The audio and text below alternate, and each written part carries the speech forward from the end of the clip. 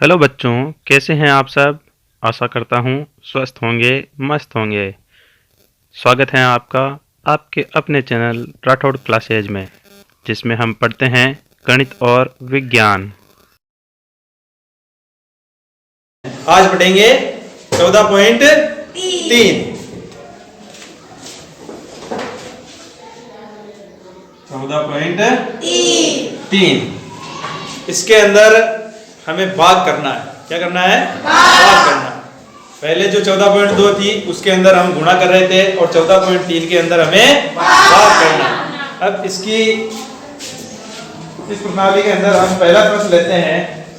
जैसे कि पहला दे रखा है 28 x घात की घात 30 की घात 4 भाजक 56 x। तो हमें कुछ नहीं करना है। भाग के लिए हमें क्या करना, पहले 28 x की घात 4 बटा 56 x ऐसे लिख सकते हैं। भाग ही है। इसके टुकड़े कर लो, गुणनखंड कर लेते हैं इसके। 28 x की घात 4 किसका भाग जा रहा है? 2 का जा रहा है। कितनी बार जाता है? 14 बार। 14 x की घात 4 वापिस किसका जा रहा है? 2 का। 7 बार जा रहा है तो 7 x की घात 4। अब किसका जा रहा है? 7 का 1 बार। तो 1 को न लिखे तो भी चलेगा। x की घात 4 वापिस किसका जा रहा है? x की घात 3। x का x की घात 2 वापिस x का x की घात 1 या वापिस x का जा रहा है 1 बार। तो ऊपर क्या है हमारे?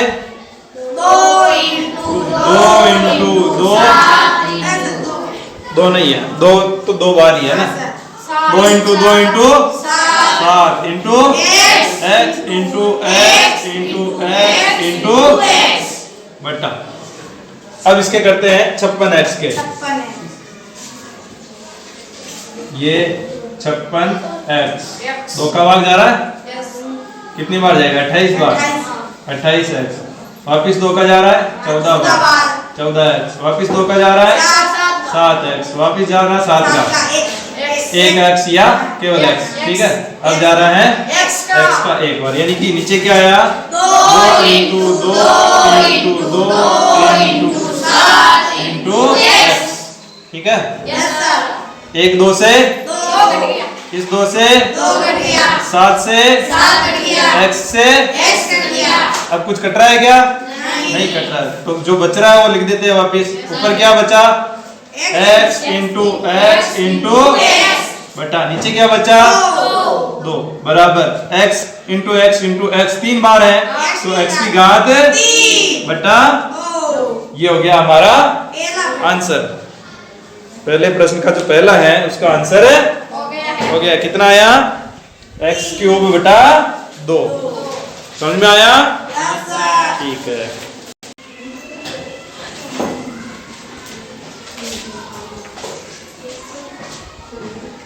अब देखते हैं इसका एक और सवाल देख लेते हैं। 5वां। पहले का 5वां प्रश्न बोलो। देखिए 12 a की घात 8 b की घात 8 भाजक कोष्टक माइनस 6 a की घात 6 b की घात 4। बस चलो इसको वापस उसी तरीके से लिख लेते हैं। 12 a की घात 8 b की घात 8 घटा माइनस 6 a की घात 6 b की घात 4। वही प्रोसेस करनी है अपने को। 12 a की घात 8 b की घात 8 जो है उसका पहले गुणनखंड करते हैं। ये मैंने लिख दिए 12 a की घात 8 b की घात। पहले 2 का भाग जा रहा है 2 का देंगे 6 बार जा रहा है 6 a की घात 8 b की घात 8 वापिस 2 का जा रहा है 3 a की घात 8 b की घात। अब जा रहा 3 का a की घात 8 b की घात। अब जा रहा है 1 का a की घात 7 b की घात 8 सॉरी वापिस एक की घात 6, बी की घात 8, ऐसे जाता ही जाएगा। वापिस एक की घात 5, बी की घात 8, ए की घात 4, बी की घात 8, वापिस देंगे ए की घात 3, बी की घात 8, वापिस ए की घात 2, बी की घात 8, वापिस ए की घात 1, बी की घात 8, वापिस ए की घात कुछ नहीं है, ये खत्म हो गया, बी की घात। अब बी स्टार्ट हो जाएगा यहाँ से, यानी कि अगर ए की घात 8 है तो हम ए को 1, 2, 3, 4, 5, 6, 7, 8 बार गुणा में लिख सकते हैं, इंटू करके 8 बार लिख सकते हैं। और 12 का कितना है गुणनखंड? 2 इंटू 2 इंटू 3, तो हम इसको सीधे ही लिख लेते हैं। 12 के कितने आए थे? 2 इंटू 2 इंटू 3, 2 इंटू 2 इंटू 3, और ए की घात 8 है तो इसको हम 8 बार लिख लेते हैं। 1, 2, 3, 4, 5, 6, 7 और 8। वैसे ही बी को भी 8 बार लिखेंगे इंटू में। 1, 2, 3, 4, 5, 6, 7 और 8 बटा नीचे 6 के गुणनखंड क्या होंगे? 2 इंटू 3, तो माइनस के 2 इंटू 3 इंटू एक की घात 6 बार लिखते हैं। 1, 2, 3, 4, 5 और बी को 4 बार लिखना है। 1, 2, 3, 4, ठीक है। अब देखो 2 है क्या ऊपर?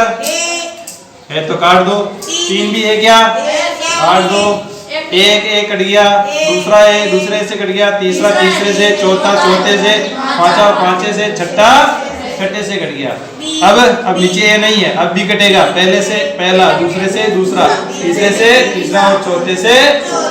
तो बताओ, पहली बात तो ऊपर चिन्ह है प्लस का और नीचे माइनस का, प्लस माइनस माइनस।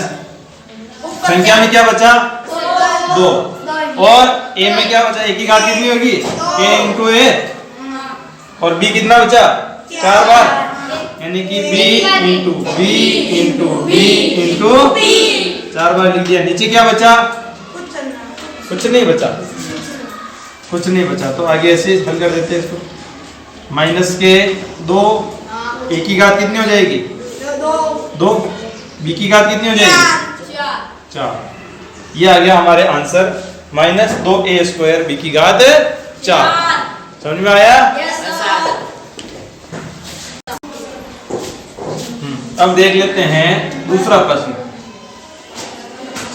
पहला जो प्रश्न था उसमें हमें एक पद में एक ही पद का भाग लगाना था, जो हमने देख लिया है। अब हमें बहुपद में एक पद का भाग लगाना है। क्या करना है? बहुपद में एक पद का भाग लगाना है। जैसे कि प्रश्न ही लिख लेते हैं यहाँ पर कि दिए हुए बहुपद दिए हुए बहुपद को दिए हुए एक पदी से भाग दीजिए। यानी कि बहुपद से, हाँ, बहुपद दे रखा होगा, उसमें हमें एक पद का भाग लगाना है।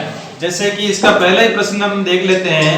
कोष्टक 5x² कोष्टक के अंदर 5x² minus 6x, 5x² minus 6x भाजक 3x, यानी कि ये बहुपद है, द्विपद हो गया। इसके अंदर हमें इस एक पदी का भाग लगाना है। तो हम क्या करेंगे? पहले तो लिखेंगे 5x² माइनस 6x बटा 3। ठीक है, ये बात समझ में आ रही है? अब इस 3x का भाग हमें इसमें भी लगाना है और इसमें भी लगाना है। जैसे गुणा करते हैं ना, गुणा में बताया था कोष्टक के अंदर बंद है तो इसका गुणा इससे भी होगा और इससे भी होगा, वैसे ही भाग के अंदर भी ऐसे ही है। तो कोष्टक के अंदर ये बहुपद बंद है तो इस 3x का भाग इसमें भी लगाना है और इसमें भी लगाना है। यानी कि हम इसको लिख सकते हैं 5x² बटा 3x माइनस 6x बटा 3x दोनों जगह लिख दिए। Yes, sir. इसमें x से x कट जाएगा, इसमें एक x से एक x कट जाएगा, तो बचेगा क्या यहाँ पर 5x बटा 3 माइनस 6 बटा 3। समझ में आ रहा है? Yes, sir. अब देखो इसको हम ऐसे भी लिख सकते हैं 1 बटा 3 इंटू 5x माइनस 1 बटा 3 इंटू 6 लिख सकते हैं ना, Yes, sir. क्योंकि 1 बटा 3 इसमें भी है और इसमें भी है। तो अब 1 बटा 3 इसमें भी है और इसमें भी है, तो कॉमन है ना, तो हम कॉमन को बाहर ले लेते हैं, बाकी चीजों को कोष्टक के अंदर बंद कर देंगे। यानी कि 1 बटा 3 कॉमन है, बाकी कोष्टक के अंदर यहाँ क्या बचा 5x माइनस यहाँ क्या बचा, 6. ये हो गया हमारा उत्तर। समझ में आया? Yes, sir. अब हम इसमें से एक प्रश्न और देख लेते हैं जो कि आपको बड़ा लग रहा है, तीसरा प्रश्न है ना। Yes, sir. Yes, sir.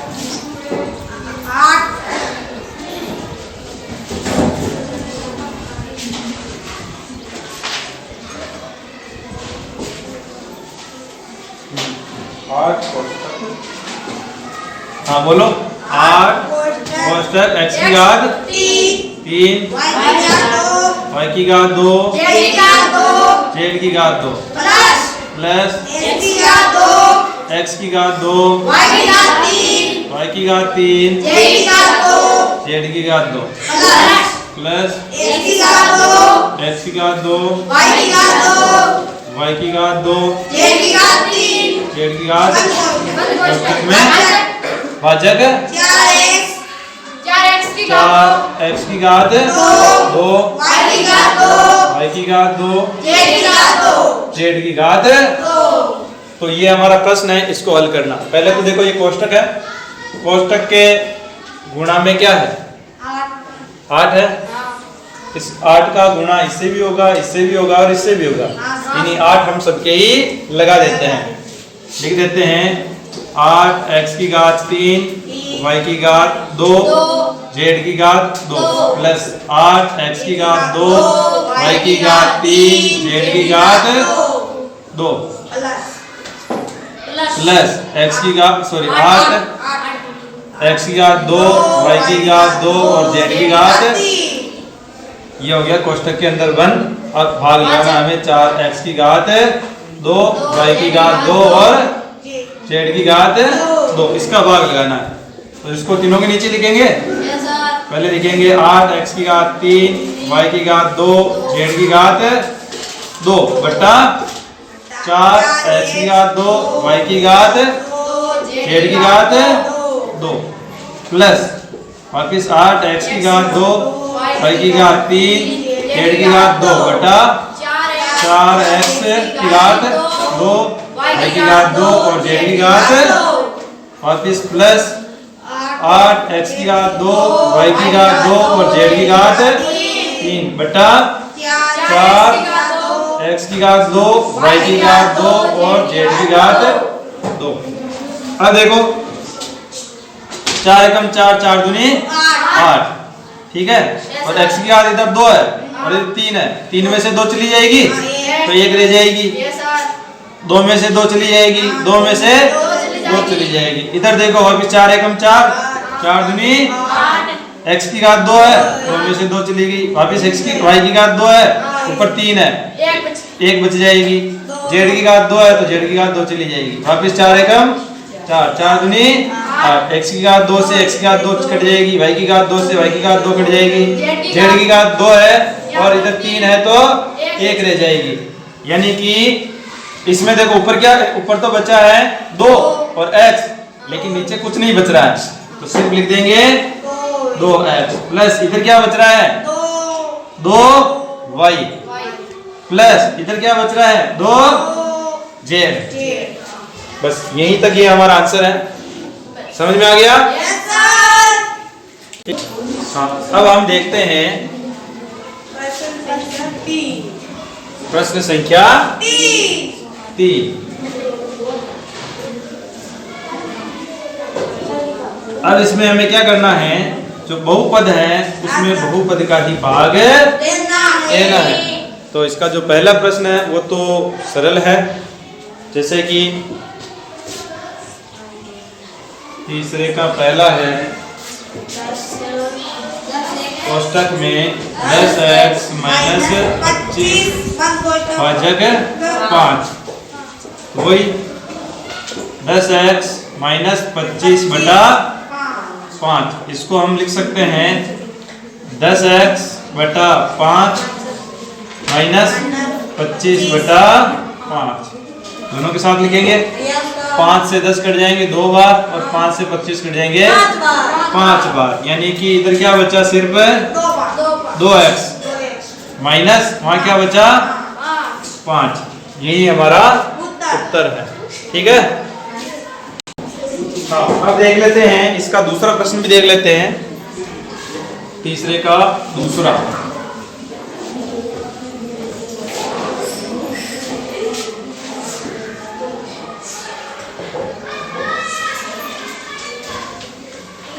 तीसरे का दूसरा है कोष्टक में 10x माइनस 25 भाजक कोष्टक में 2x माइनस 5।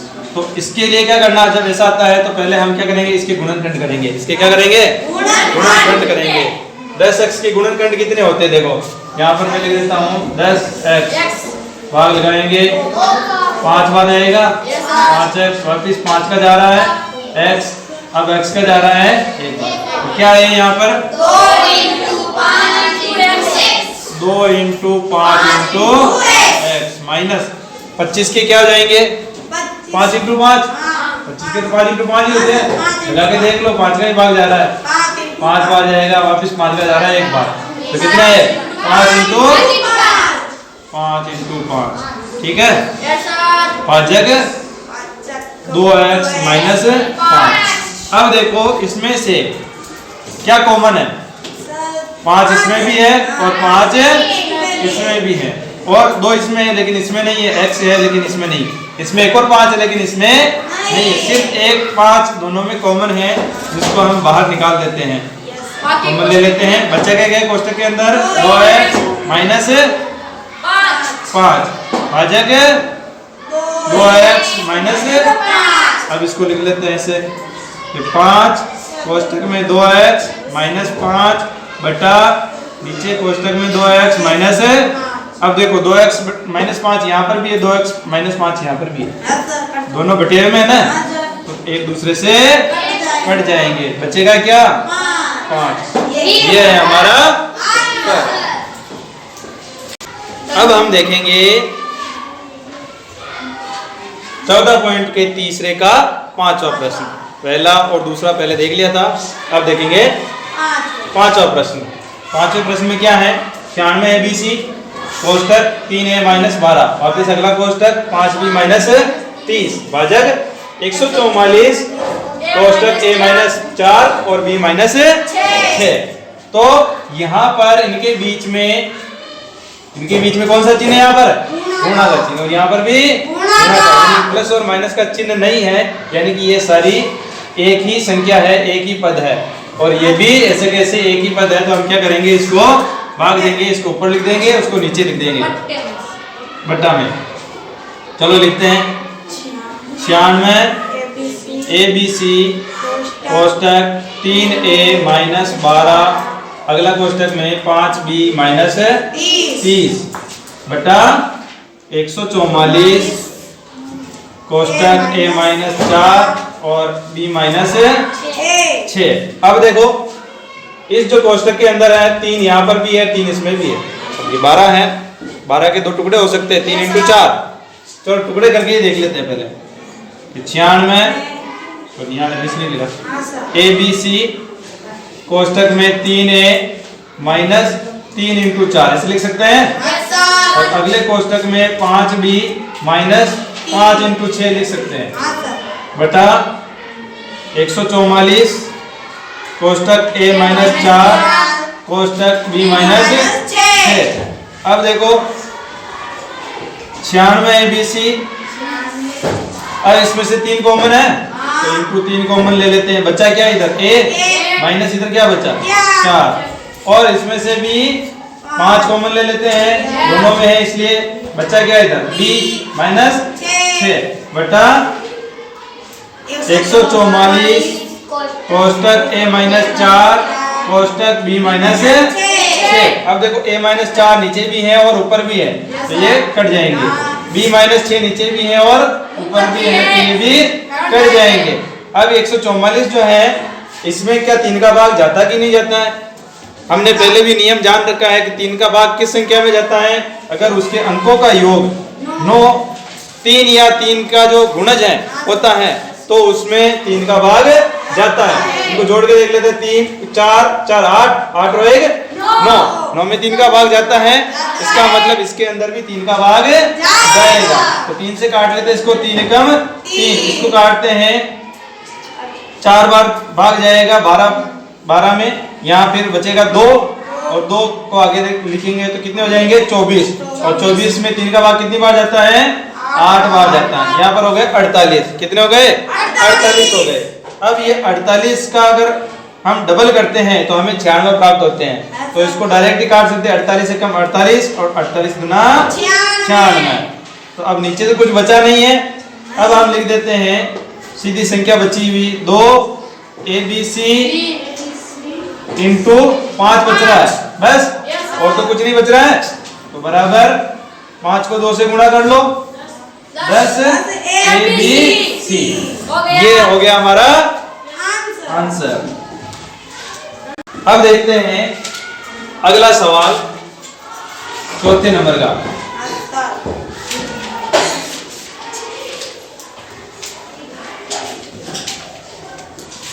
प्रश्न संख्या 4 का पहला ही ले लेते हैं।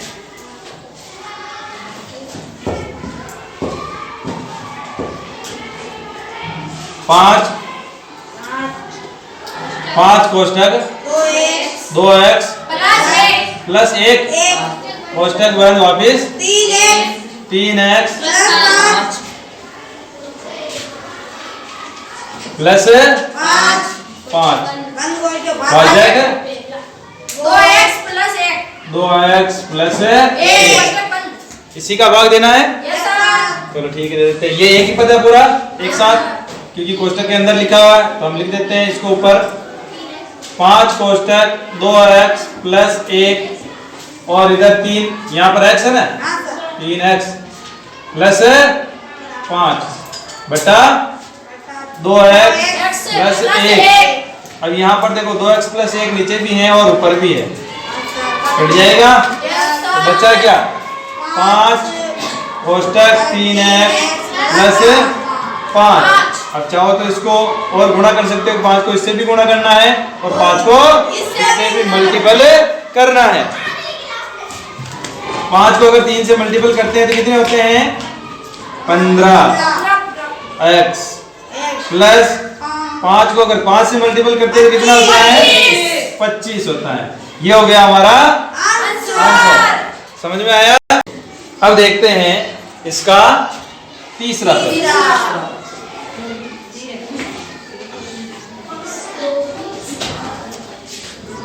थोड़ी धीमी आवाज में प्रश्न बोलिए। 5 52 है 52 PQR कोष्टक P प्लस Q अगले कोष्टक में Q प्लस R अगले कोष्टक में R प्लस P भाजक 104 मैं नीचे लिख रहा हूँ कितना बड़ा है, हाँ 104 PQ कोष्टक Q प्लस R और R प्लस P, यानी कि इसके अंदर इसका भाग देना है। अगर मैं इस चिन्ह को यहाँ पर लिखूं तो भी कोई गड़बड़ नहीं है, यानी इसके अंदर इसका भाग देना है। ठीक है, चलो लगाते हैं इसको, बटे में लिख देते हैं 52 PQR कोष्टक P प्लस Q कोष्टक Q plus R R plus P divide by 104 P cube कोष्टक Q प्लस R कोष्टक R प्लस P। अगर 52 को डबल करते हैं तो कितने होते हैं? 104 होते हैं, यानी कि 52 से 104 कट जाएंगे। एक बार जाएगा, इसमें 2 बार। P से P कट जाएगा, Q से Q कट जाएगा, Q प्लस R कट गया, R प्लस P कट गया। अब देखो इधर तो क्या बचा, 1/2 इंटू R, अगले ब्रैकेट के अंदर P प्लस Q। और कुछ बच रहा है क्या? नहीं बच रहा है, तो इसको ऐसे कैसे लिख देते हैं? अब इसको हम ऐसे भी लिख सकते हैं 1/2 R ब्रैकेट के अंदर P प्लस Q। ये हो गया हमारा आंसर। समझ में आया? Yes sir. चलो अब देखते हैं 5वां प्रश्न।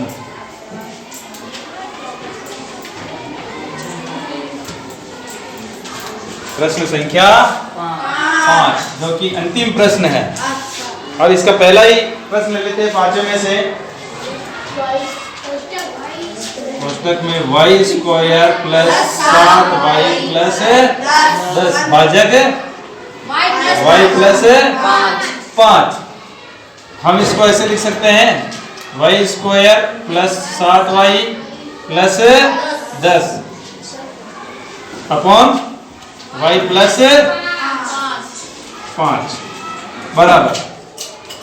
अब देखो ये जो है, ये सवाल हमारे पहले भी आया था 14.2 के अंदर।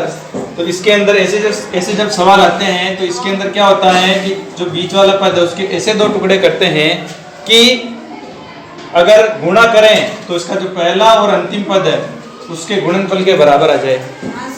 ठीक है ना, यानी मल्टीप्लाई करें तो y स्क्वायर और जो 10 हैं उसके गुणनफल के बराबर आ जाए। और अगर जोड़ते हैं तो वापिस 7y आ जाना चाहिए। तो इसको ट्राई करते हैं। यहाँ पर y स्क्वायर और 10, इसका गुणा कितना होता है? 10y स्क्वायर, यानी कि 7y के ऐसे टुकड़े करने हैं कि गुणा करे तो 10 हो जाए और जोड़े तो वापिस 7 हो जाए। लेकिन यहाँ पर चिन्ह किसका है? प्लस का। इसका मतलब दोनों ही टुकड़े किसके होंगे? या तो प्लस के या माइनस के। और यहाँ पर प्लस का, इसका मतलब दोनों ही टुकड़े कैसे होंगे? प्लस के होंगे। तो चलो प्लस के ऐसे 2 टुकड़े मैं बता देता हूँ आपको, 5 और 2। 5 और 2 को जोड़ते तो वापिस 7 हो जाते हैं, और 5 और 2 को गुणा करते तो 10 हो जाते हैं। कर लेते हैं। तो y square plus 5y plus 2y, ये 2 टुकड़े मैंने कर दिए हैं। अगर इनको जोड़ूंगा तो वापिस 7y हो जाएंगे, प्लस 10 बटे y प्लस 5। अब ये जो जोड़ा है और ये जो जोड़ा है, इनके अंदर जो कॉमन है हम उनको बाहर निकाल लेंगे। जैसे कि इस जोड़े में से एक y दोनों में है तो y को कॉमन ले लेते हैं। इधर क्या बच गया? y प्लस इधर क्या बचा? 5 प्लस इन दोनों में से 2 कॉमन आ रहा है, 2 इसमें भी है इसमें भी है, 2 कॉमन आ गया। तो यहाँ पर क्या बच गया? y प्लस यहाँ क्या बच गया? 5 बटे y प्लस 5 बराबर। अब देखो y प्लस 5 इसमें भी है, y प्लस 5 इसमें भी है। ये 2 पद है ना, 2 में से इसमें भी y प्लस 5 है, इसमें भी y प्लस 5 है। दोनों को कॉमन ले लेंगे, y प्लस 5 कॉमन आ जाएगा। दूसरे कोष्टक में क्या बच जाएगा? y प्लस 2 बटा y प्लस 5। अब y प्लस 5 ऊपर भी है और नीचे भी है, तो ये दोनों कट जाएंगे। बच जाएगा क्या? y plus 2। ये है हमारा आंसर। हाँ, अब देखते हैं 5वें का 6ठा प्रश्न, जो कि है 12xy ब्रैकेट के अंदर 9x square minus 16y square भाजक 4xy ब्रैकेट के अंदर 3x प्लस 4y। तो इसको हम बटा के रूप में लिख लेते हैं। 12xy ब्रैकेट के अंदर 9x square minus 16y square divide by 4xy bracket के अंदर 3x प्लस 4y। अब इसको हम 12xy और ये जो 9x square minus 16y square है ना, इसको हम देखो 3x का स्क्वायर भी लिख सकते हैं। यहाँ पर मैं बड़ा कोष्टक लगा देता हूँ 3x का स्क्वायर, क्योंकि 3 का स्क्वायर 9 होता है। ये रहा 3 का स्क्वायर 9 और x स्क्वायर यानी x का स्क्वायर x स्क्वायर।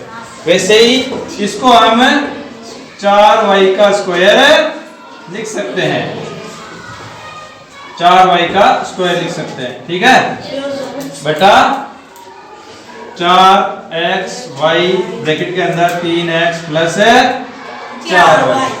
अब देखो 3x square minus 4y square, इससे आपको एक सर्वसमीका याद आ रही होगी, a square minus b square, तीसरे नंबर वाली a square minus b square वाली। तो वो सर्वसमीका लगा देते हैं। यहाँ पर मैं लिख देता हूँ a square minus b square equal a plus b and a minus b से, यानी कि a की जगह पर तो क्या है 3x, b की जगह पर क्या है 4y, a की जगह 3x है। यहाँ पर मैं लिख भी देता हूँ, समझ में नहीं आता तो a की जगह तो है 3x और b की जगह पर है 4y।